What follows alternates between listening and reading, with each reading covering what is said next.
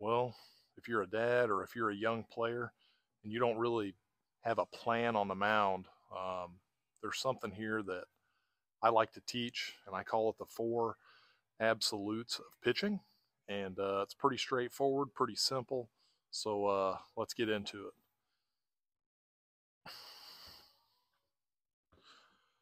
So the first absolute of pitching is I'm going to stand here and I've got to pick up my target down at the strike zone. So how I do that, obviously I'm going to focus, and secondly, I'm going to relax. And by doing that, it's going to give me a lot better chance here on the mound to breathe and kind of take your time and make a pitch. So that's the first absolute. The second absolute of pitching is going to be as I come set on the mound and I go into my leg lift, I've got to have balance throughout my delivery. So if I leg lift and I start falling this way, or if I leg lift and my posture goes back and I fall that way, I'm probably not going to have as good of a chance as throwing a strike as if I keep balance throughout my delivery and put a good pitch on it. So the first absolute, I'm going to recap. You got to focus and relax, okay, on the strike zone. And you can do that by taking a deep breath. So that's kind of similar, I guess, to hitting a reset button on an electronic or something. Number two is I got to get to balance. Got to have good balance throughout my delivery. So the third absolute is as I'm throwing, I can get to a leg lift and my hips can stay flat. So what I've got to do is I've got a leg lift and I've got to get some hip tilt, okay?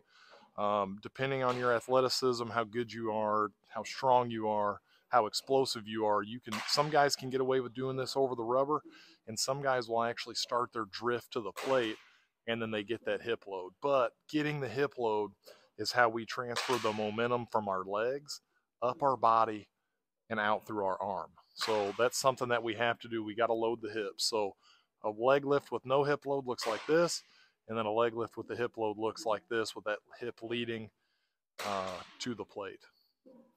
So the fourth and final absolute is as I get that hip load going and I'm driving down the mound, I'm here, I'm balanced, I get my hip load, and then I'm going to go into a position here that's called power position. So what's going to happen is this front toe is going to be pointed to my target. My back foot is still going to be anchored to the rubber.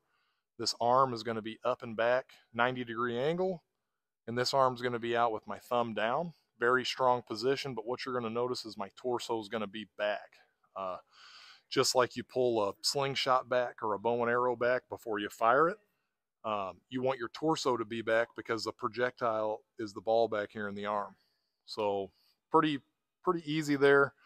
Four absolutes of pitching. I teach them to everybody that I've ever given a lesson to. Focused and relaxed. You do that by taking a deep breath. Get to your balance point is number two. Number three, you got to load the hips, got to get the hips involved. Don't want to throw all arm.